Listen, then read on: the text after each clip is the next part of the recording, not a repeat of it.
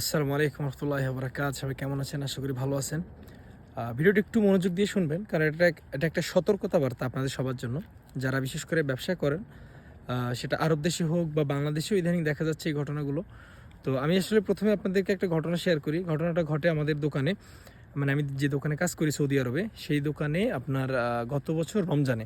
তো সরি, ঘটনা ছিল এমন যে সকাল 10টা বাজে আমাদের দোকান খোলে। তো একজন মাত্র দোকান খোলে সকাল 10টায়, কারণ আরব দেশগুলোতে আসলে রমজান মাসে সকালে তেমন কোনো বেচাকেনা থাকে না, কোনো কাস্টমার থাকে না। তো যার কারণে শুধুমাত্র কিছু কোম্পানি আসবে, সেজন্য মানে একজন মানুষ শুধু গিয়ে দোকানটা খুলছে। তো দোকান খোলার সাথে সাথে একজন কাস্টমার আসলো। কাস্টমার আসার পরে উনি কী করলো, 2টা শ্যাম্পু কিনলো। যে 2টা শ্যাম্পু হচ্ছে 400 গ্রামে, মানে 400 ml 2টা শ্যাম্পু, যার মূল্য 15 রিয়াল করে একটা শ্যাম্পুর দাম। 2টার দাম হচ্ছে 30 রিয়াল। তো উনি প্রথমে এটা জিজ্ঞাসা করেননি। তো উনি 2টা শ্যাম্পু নেওয়ার পরে কাউন্টারে আসলো। আসার পরে উনি 500 রিয়ালের নোট দিয়েছিল। নোট দেওয়ার পরে ওনাকে মানে 470 রিয়াল ফেরত দেওয়া হয়। তো উনি টাকাটা গোনার পরে বলতেছে যে কি এটা কি 15 রিয়াল, যেটা তো অনেক বেশি দাম, বাহিরে অন্য দোকানে তো এটা 12 রিয়াল বিক্রি করতেছে। ঠিক আছে, সে কথা বলে উনি কী করছে যে উনি নিবে না, সেভাবে ফেরত দিয়ে দিবে। তো সেজন্য কী করছে, উনি ওই টাকাটা ফেরত দিছে যে আমার 500 টাকা আমাকে ফেরত দিয়ে দাও। তো 500 টাকা ওকে ফেরত দেওয়া হয়েছে।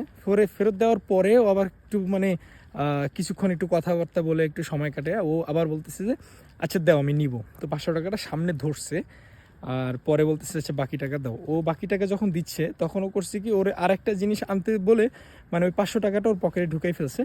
এবং পরবর্তীতেও আসার পরে তখন আসলে ঘোলাই গেছে যে আসলে আমি মানে 500 টাকা নিছি কি না।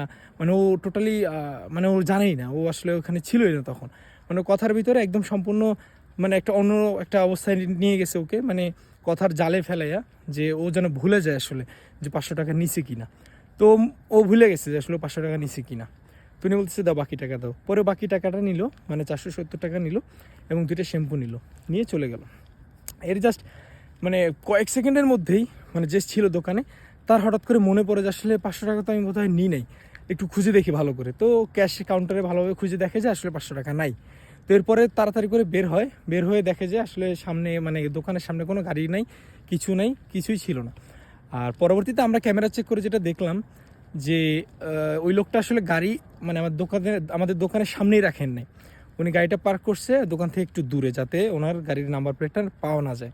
কারণ সিসি ক্যামেরাতে হয়তো চেহারা দেখা যায়, কিন্তু গাড়ির নাম্বার প্লেট থাকলে সেটা আসলে অনেক বেশি সুবিধা হয় মানে খুঁজে বের করতে।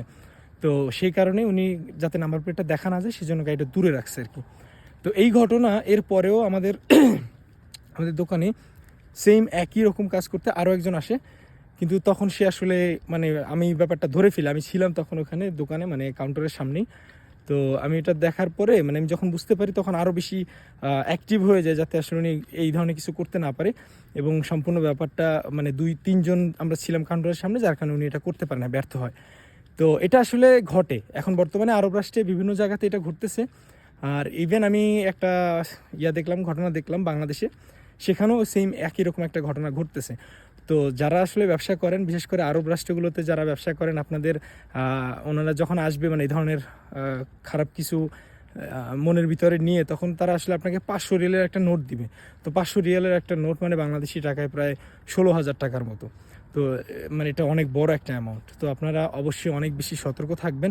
যখনই মনে হবে যে আসলে কেউ এই ধরনের কাজ করছে বা এই ধরনের কেউ আপনার সন্দেহ হবে, তখন আসলে অনেক বেশি অ্যাক্টিভ হয়ে যান, অনেক বেশি সতর্ক হয়ে যান, এবং মানে ভালোভাবে চিন্তা করে ভালোভাবে দেখে শুনে তারপরে গিয়ে আসলে টাকা ফেরত দিবেন অথবা টাকা নেবেন, সেক্ষেত্রে অনেক বেশি খেয়াল রাখবেন।